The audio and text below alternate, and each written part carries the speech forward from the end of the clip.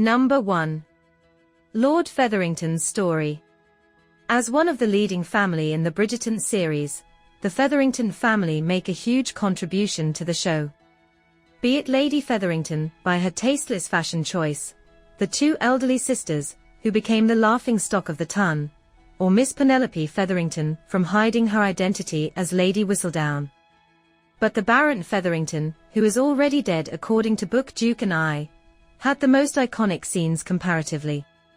The Baron portrait as addict to gambling, who lost almost all his money, and had to take Miss Marina Thompson under his wing to make it up to the money he owed to Miss Marina's father. Later he had to make a deal with Mr. Modrich to win a bet which is obviously backfired, and ultimately the Baron Featherington have been killed due to the plot. It can be guessed, the show wanted to narrate his story, to give an insight to Lady Featherington's life prior to Baron Featherington's death.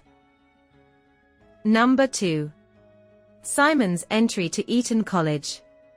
In the series, Simon and Anthony's friendship was known from the days of Eton, and even Daphne was aware their days were well civilized. But the point of Simon even got entered to Eton was his stubbornness in the first place.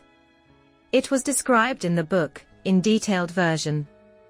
As we aware, that last Duke of Hastings was pretty much hated the idea of Simon, and he didn't wanted anyone to know, even the boy existed. So admission for Eton was way out of league. But Simon, being so determined to overrule every desire of his father, has managed to convince the Dean of Eton that his arrival were informed priorly, but the college might have lost the correspondence. However, in his latter days of Eton, his father made sure to get the details of Simon from his teacher, and he was quite happy to pass down the dukedom to the boy who seems to have a brighter future than he anticipated. Number 3. Cressida Cowper was not the witness. We were all waited for the steamy first kiss of Simon and Daphne.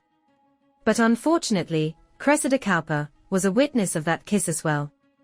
She later confronted Daphne, and said she was well aware of Daphne's plan to make the Duke jealous by forming an attachment with Prince Frederick, which ruined the chances of Cressida to be a princess.